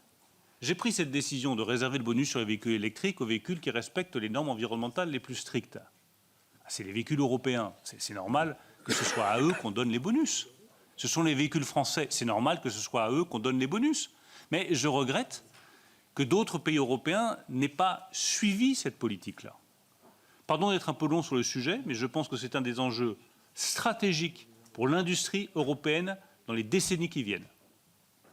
Si elle ne rééquilibre pas les conditions de marché avec la Chine, l'industrie européenne disparaîtra. C'est déjà le cas en partie pour la chimie. Ça se voit moins, parce que la chimie, on en parle moins. C'est moins visible qu'une voiture, qu'une éolienne ou qu'un avion. Mais si nous ne rééquilibrons pas les conditions de commerce avec la Chine, l'industrie européenne disparaîtra.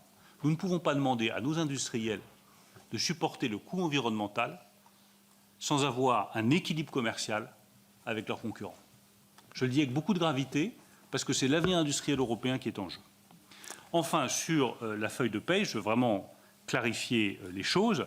Pourquoi est-ce que ça prend du temps? C'est tout simplement parce que transférer la charge de l'émission de ces données sur l'intégralité des données de la feuille de paie de l'entreprise à ce portail des droits sociaux, ça va prendre effectivement un peu de temps, mais l'objectif est bien que ce soit le portail des droits sociaux qui donne l'information aux salariés s'ils le souhaitent, et que le chef d'entreprise, lui, ait une tâche allégée avec un bulletin de paye simplifié. Ce sera plus léger pour le chef d'entreprise et plus simple pour le salarié.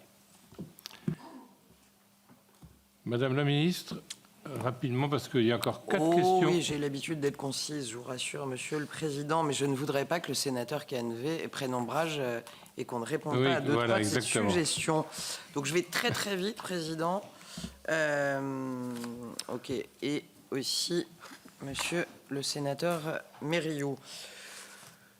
Pardonnez le style télégraphique, sur les dispositifs de transmission à l'aune de la loi Hamon, on est favorable à ce qu'il y ait un équilibre en réalité entre la reprise par les salariés, mais vous le savez bien, sénateur aussi, pas de mécanisme de consultation trop lourd qui empêche aujourd'hui les repreneurs de venir pour de multiples raisons. En témoigne d'ailleurs la faible proportion de transmission aux salariés, alors même qu'on a un enjeu majeur avec 350 000 PME, jusqu'à 400 000 dans des estimations hausses à transmettre dans les 10 ans.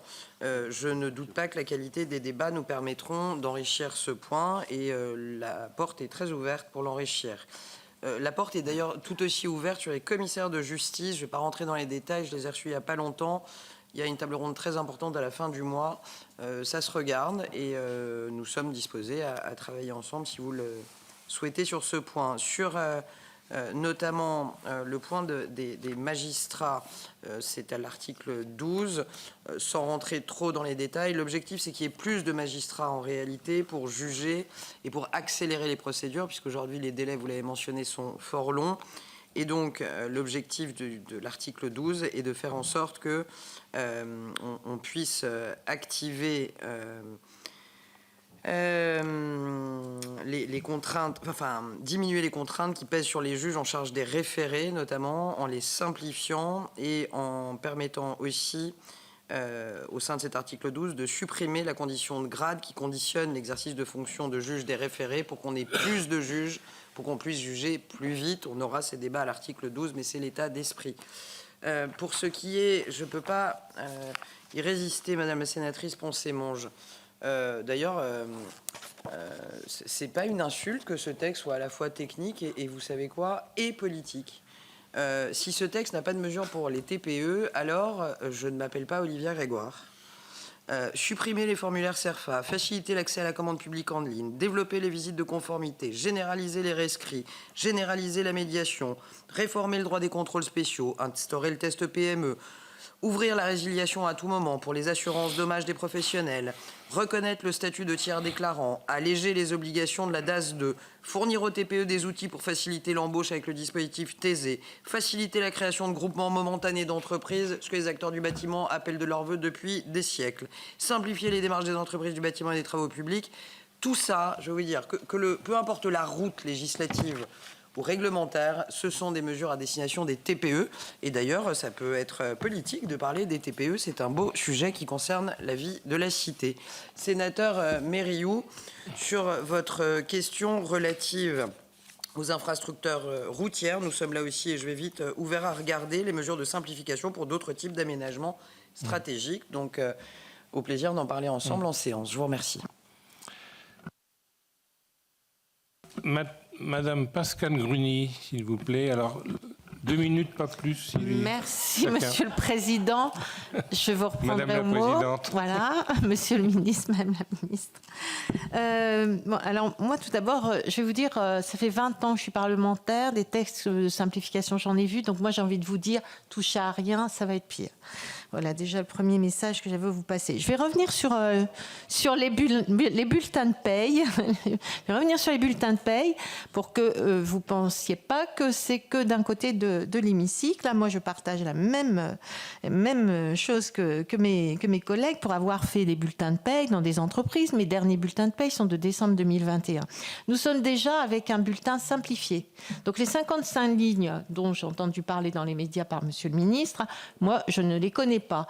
Donc là, est-ce que le bulletin va s'appeler super très simplifié? Je ne sais pas. En tout cas, derrière tout ça, l'entreprise, elle a toujours besoin des informations. Les comptables, ils enregistrent la caisse de l'URSSAF, les ACDIC, les retraites. Donc vous simplifiez absolument rien du tout. En revanche, bien entendu, il y aura un coût de maintenance informatique, un coût d'expert comptable. Ça, oui, ça va se traduire comme ça. Et ensuite, sur la plateforme, on a une DSN. Donc vous avez toutes les informations. Il n'y a aucun souci. Je ne vois pas pourquoi on va mettre encore 3 jours. Juste une dernière chose pour vous donner un exemple. Vous simplifiez. Moi, j'interroge les gens qui travaillent, les comptables, les gens qui travaillent dans les services. Donc, dans le document de presse, on supprime les enfin, purement et simplement la démarche. La démarche n'existera plus et où l'information sera obtenue autrement. Ben moi, je vais vous dire, vous avez du boulot avec votre administration. Hier, j'ai appelé les impôts pour un renseignement, pour une déclaration de revenus de quelqu'un. Et ben, on n'a pas su me passer une personne parce que personne ne savait me répondre. Donc, merci de veiller à ce qu'on ait aussi des interlocuteurs et pas seulement par messagerie sécurisée. Merci. Merci, Madame Gruny. Monsieur Martin Lévrier. Merci, Monsieur le Président. Merci, Madame la Ministre. Merci, Monsieur le Ministre. On parle de simplification. Moi, je pense aux collectivités et aux petites entreprises et aux entreprises et je me pose la question de la course à l'échalote sur les subventions de tout ordre, de tout sens. Des entreprises m'ont dit que pour certains sujets, ils pouvaient toucher jusqu'à 280 subventions pour un seul produit. Et là, je pense qu'il y aura un vrai travail de simplification à réfléchir qui pourrait être le guichet unique des subventions qui obligerait l'État, les régions, les départements, certaines collectivités à se poser ces questions-là et à simplifier énormément cette capacité. Parce qu'aujourd'hui, on a une situation où sur MaPrimeRénov', par exemple, sauf les grosses entreprises vont pouvoir répondre parce que les petites n'y arrivent plus. Donc je me pose cette question, est-ce qu'il n'y aurait pas une idée derrière d'un guichet unique pour les subventions? Un détail... mais qui, pour moi, a de l'importance, et vous parlez de l'administration la plus belle du monde, l'administration française, c'est vrai, mais elle est souvent perçue comme une espèce de police des polices. Et je me pose la question des mots, et tout simplement, plutôt que de les appeler contrôleurs ou inspecteurs, conseillers. Est-ce qu'on ne pourrait pas jouer aussi sur ce regard? Parce que les entrepreneurs, moi j'ai vécu un certain nombre de contrôles URSSAF, c'était plus du flicage qu'autre chose, et je pense qu'avec la Covid, on a découvert une autre approche de l'administration qui a été beaucoup plus proche de l'entreprise. Et donc, continuer ce travail-là en changeant les mots, c'est tout bête, mais je me demande si ça n'a pas un sens. Et puis, dernière question sur le test PME et sur les évaluations annuelles. L'enfer étant pavé de bonnes intentions chez nous, les parlementaires, est-ce qu'on ne pourrait pas avoir dans ces évaluations l'évaluation normative et réglementaire, ou les deux, des amendements qui ont été votés? Parce que là aussi, on fait beaucoup d'amendements et parfois, nous sommes les pires constructeurs de la réglementation. Merci. Merci, je suis bien d'accord avec vous. D'ailleurs, le site Nos sénateurs n'aide pas forcément à la simplification. Monsieur Hervé Reynaud. Oui, messieurs les présidents, madame la ministre, monsieur le ministre, tout d'abord un souhait, un regret avant de dire un mot dans un temps imparti très, très court. Le souhait, c'est que le texte qui aboutit soit bien d'inspiration sénatoriale, puisqu'il y a un travail de longue haleine depuis de nombreuses années au sein du Sénat, et je salue le travail notamment du Hitman et de ses prédécesseurs, parce que ça m'amène à m'interroger pourquoi jusque-là, on n'avait pas atteint ces objectifs de simplification, finalement, au cours de ces dernières années. Et puis le regret, effectivement, ça rejoint ce qu'a dit Madame la rapporteure, c'est d'avoir scindé, finalement, sur l'objectif de simplification les choses, avec une thématique ici économique. On a parlé de l'agriculture, on pourrait parler aussi des collectivités territoriales et rapprocher peut-être l'administration à la fois déconcentrée et décentralisée de nos entreprises. Vous avez évoqué que vous avez concerté un certain nombre d'organisations professionnelles. Est-ce que vous pouvez nous en dire un petit peu plus sur le périmètre de cette concertation? Je pense qu'il était important de réintroduire les corps intermédiaires, effectivement, dans la réflexion. Et puis, on doit également s'appuyer sur une expérience quotidienne.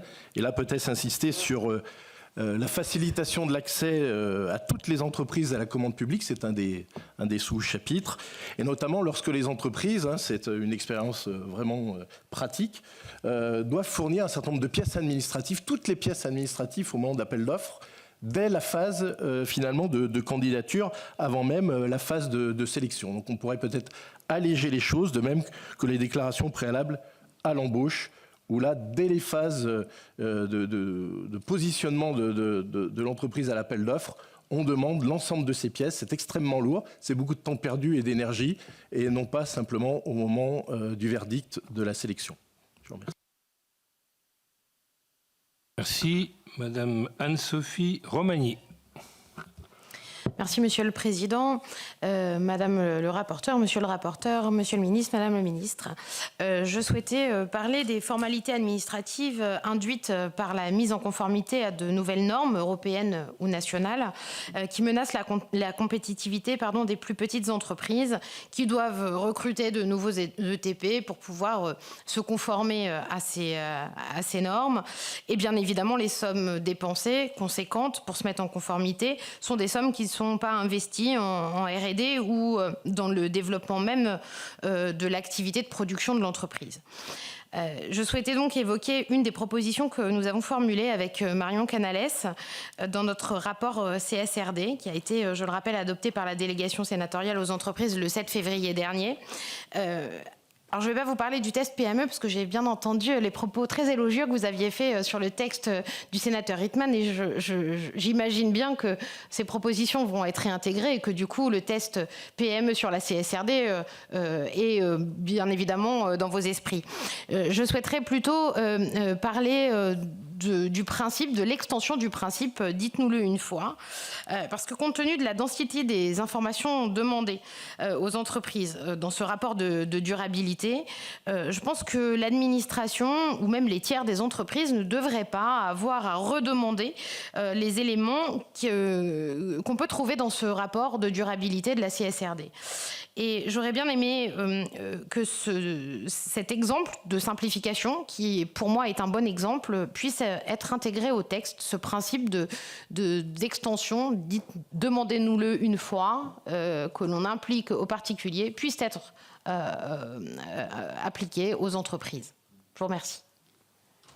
Bien, merci, Madame Romagny. Monsieur le Ministre, Madame la Ministre.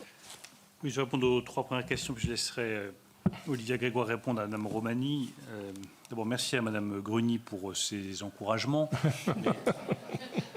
Il m'en faut plus depuis 7 ans pour me décourager, croyez-moi. Donc évidemment que la simplification, c'est un travail extraordinairement difficile et ça répond aussi à la question d'Hervé Hanot. C'est très difficile, pourquoi? D'abord parce que ça touche des intérêts. Je ne vais pas reprendre l'exemple de la Commission supérieure des postes et du numérique. Une fois encore, je m'en remets à votre sagesse. Et tout d'un coup, il y a des parlementaires qui se disent « Tiens, on ne sera plus président ou membre de la Commission nationale du numérique et des postes. » Voilà. Donc, ils ne sont pas contents. Et donc, on dit « Ah ben, c'est dommage. Donc, peut-être qu'il faudrait la garder. » Et c'est la même chose aussi pour des agents de la fonction publique qui se disent « Mais là, vous nous retirez le pain de la bouche, parce que nous, le pain de la bouche, c'est le contrôle.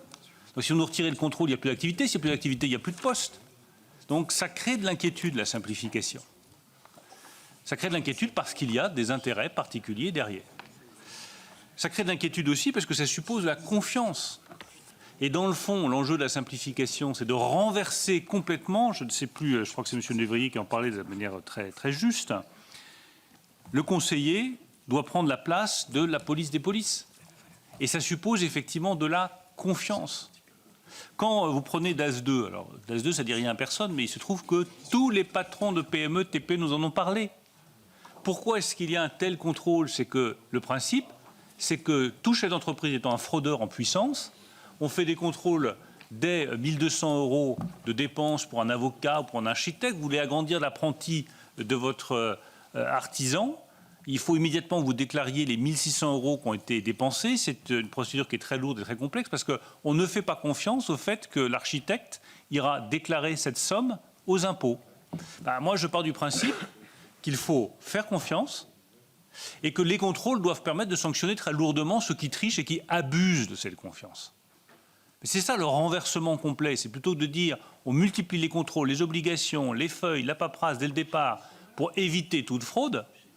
On fait en sorte que la confiance soit le principe et qu'en revanche, lorsqu'il y a une fraude, là, pour le coup, on sanctionne lourdement. Sur les remarques toujours de M. Névrier sur le guichet unique pour les collectivités locales, notamment sur les subventions, ça fait partie des travaux que nous sommes prêts à ouvrir. Je pense que ce serait extrêmement utile, donc j'y suis favorable. Même chose sur ce que vous disiez sur le test PME. Je confirme que notre proposition est de reprendre le travail remarquable qui a été fait par Olivier Rietmann sur ce sujet. Croyez-moi, ça a l'air simple quand on le dit comme ça. C'est un débat politique qui est très lourd. Ça veut dire, que vous faites confiance à des chefs d'entreprise, PME, TPE, pour juger d'un texte et de son impact sur la vie des entreprises. Et en deuxième lieu, si j'ai bien lu la proposition de M. Rietmann, il faut que le secrétariat soit assuré de manière interministérielle, ce qui dit comme ça paraît très simple, ce qui en réalité est beaucoup plus complexe. Mais l'interministérialité du secrétariat garantit l'efficacité de la procédure. Parce que si le secrétariat n'est tenu que par un seul ministère, il y a fort à parier que ce sera le ministère de l'économie et des finances, et du coup tout autre ministère dira mais ça c'est l'avis du ministère de l'économie et des finances, c'est pas le mien, donc je ne suis pas engagé par cet avis. Donc c'est un vrai débat fondamental sur la simplification et l'efficacité de ce test PME. Donc voilà aussi comme réponse à la remarque d'Hervé Hanot sur l'inspiration sénatoriale, ce texte est bien effectivement, notamment sur ce test PME, d'inspiration sénatoriale. Je me permettrai de dire aussi au sénateur Lévrier qu'il est, lui et tous ceux que ça intéresse, invité aussi à échanger sur ce que vous avez dit sur les mots MOTS. Je crois beaucoup, et ce n'est pas Bruno Le Maire qui me contredira, à l'importance des mots, notamment quand on est en difficulté entrepreneuriale. Je ne sais pas si certains d'entre vous ont déjà analysé le champ lexical de l'échec et du rebond. Mais les mots pèsent et renforcent d'ailleurs parfois les difficultés des entrepreneurs et leur démoralisation. J'ai donc lancé à Bercy il y a maintenant quelques semaines un groupe de travail important avec des avocats, des administrateurs judiciaires, des mandataires judiciaires, des philosophes et d'autres acteurs pour réfléchir aux mots MOTS sur les mots MAUX de nos entrepreneurs. Vous savez, Madame la sénatrice Gruny, il y a même des ministres aussi qui ont été entrepreneurs et qui ont aussi fait des fiches de paye. Alors peut-être pas en décembre 21, je vous l'accorde, j'avais plus mon entreprise, mais on a pour certains une connaissance assez viscérale et concrète de l'entreprise. Et quand on est en échec notamment, recevoir dans sa boîte aux lettres des courriers du tribunal pour une liquidation n'est pas toujours de nature à vous donner envie déjà d'ouvrir la boîte aux lettres. Et d'ailleurs le déni devant la difficulté est une des problématiques, notamment pour les micro-entrepreneurs ou les entrepreneurs en solo ou qui ont de très petites entreprises. Donc au-delà du texte simplification, si les mots MOTS sur ces mots vous préoccupent, j'ai l'intention d'essayer d'en proposer d'autres. Et au-delà des mots, peut-être des procédures aussi plus allégées et moins difficiles humainement sur l'échec et le rebond dans notre pays, ce qui est un vrai sujet. Et l'expérience des sénatrices et sénateurs entrepreneurs, entre guillemets, serait fort utile. Pour ce qui est de votre question relative, c'est monsieur le sénateur Hanot aussi, à qui... Hainaut, pardon, autant pour moi. Eh ben alors, ça va plus, c'est... Ah, merci, Président. Comme Paul. Comme Monsieur Reynaud, en gros. Une consultation qui a duré plusieurs mois, 70 fédérations professionnelles, le MEDEF, la CPME, l'UDP, mais aussi des acteurs sectoriels, le bâtiment, le commerce, l'industrie, les artisans, mais aussi les professions du chiffre et du droit. 1500 propositions reçues. Et comme les Français sont aussi des entrepreneurs, 33 000 citoyens et chefs d'entreprise en direct qui ont adressé pas moins de 5300 propositions en ligne à l'automne dernier. Voilà pour ce qui est en un mot des corps intermédiaires, mais la liste est assez longue. Pour ce qui est de votre question, Madame la sénatrice, relative à CSRD, dites-le nous une fois pour toutes peut-être. C'est le cœur de l'article 2. 80% à peu près des informations qui sont demandées par l'administration sont déjà détenues par elle, ce qui donne beaucoup de charme au remplissage de formulaires. Et on a l'intention avec cet article 2 d'aller plus loin, parce qu'aujourd'hui ça n'est pas encore satisfaisant. C'est aussi au cœur d'ailleurs de l'article relatif à la plateforme unique pour les marchés publics et qui permettra, avec un SIRET qu'on aura dit une seule fois pour toutes, d'accéder à l'ensemble des marchés publics disponibles et pouvant correspondre. Donc on sait qu'il faut aller plus loin et c'est au cœur de l'article 2.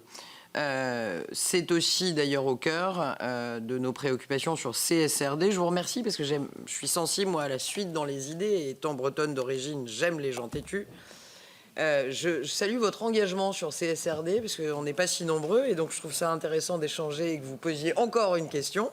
Non mais je le pense vraiment. 2-3 choses. Un,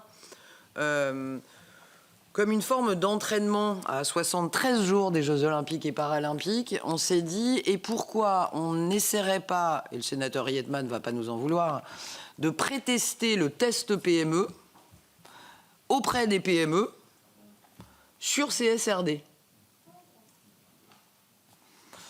Vu qu'on doit rendre le 21 mai, au nom de la France, la copie sur nos demandes d'évolution des blocs de données à hauteur de PME cotées et de PME volontaires. On a donc... Hein? Ah bah, faudra le dire au président de la CPME, avec qui je l'ai fait. Moi, vous savez, il n'y a pas de petits entrepreneurs, pas de petits tests. En vrai, c'est 15 vrais PME qui se sont appliqués les 12 ESRS demandés par CSRD. Comme je mélange pas tout, j'ai pas voulu médiatiser parce que c'était une réunion de travail, mais je vais vous partager, si vous le souhaitez, les retombées et surtout les conclusions de ces remontées des entreprises. Il y a 2-3 choses qui remontent. Un, contrairement aux intuitions, il n'y a pas de rejet en bloc puisqu'il y a une bonne partie, 70% des informations, et vous le savez, qui consistent non pas à agréger des données quantitatives, mais à décrire une politique menée par l'entreprise, donc qui ne peut pas être notée ou sanctionnée, c'est du narratif, donc c'est par nature un peu subjectif. Point 2, on est à un tiers des données qui paraissent un peu compliquées, voire très compliquées pour certaines, à concaténer, mais ça veut donc dire que les 2 tiers paraissent à hauteur de PME, ce qui n'empêche pas qu'on y travaille. La France enverra le 21 mai, à l'aune des éclairages du test PME CSRD, ses propositions d'évolution, mais j'ai aucun problème à les partager avec vous dans les jours qui viennent. Il y a aussi un point qui nous est apparu très important, et pardon de prendre une minute de plus. On dirait, comme disent les enfants, que la simplification consisterait aussi à éviter de demander 12 fois aux entrepreneurs des choses qui se ressemblent un peu, mais qui ne sont pas, comme le disait si bien le grand poète, ni tout à fait les mêmes, ni tout à fait une autre. Et donc, on a veillé aussi avec Bruno Le Maire à ce qu'il y ait une convergence demandée par les PME entre CSRD et l'indicateur climat de la Banque de France. Travaux que nous menons sérieusement à Bercy et dont j'ai fait part au gouverneur il n'y a pas très longtemps pour qu'on évite de demander bleu et rouge entre CSRD et l'indicateur climat. Donc, on fait tous nos efforts pour que ça aille dans le bon sens, fort des encouragements de la sénatrice Gruny. Je rigole. Merci à vous. Bien, merci Madame la Ministre, merci Monsieur le Ministre, merci Madame, Monsieur les rapporteurs et chers commissaires. Juste avant de terminer, simplement vous dire qu'on a beaucoup de travail encore à faire. La surtransposition européenne, arrêtons de surtransposer. Essayons de faire mieux en termes de dérogation des préfets. Il y a aussi le pouvoir de dérogation qui n'est pas forcément appliqué. Il y a la proportionnalité des lois, la différenciation en fonction du nombre de salariés qu'il faut qu'on regarde aussi de plus près. Et puis un autre sujet que vous venez d'évoquer, Monsieur le Ministre, c'est la suppression d'un certain nombre de comités, etc.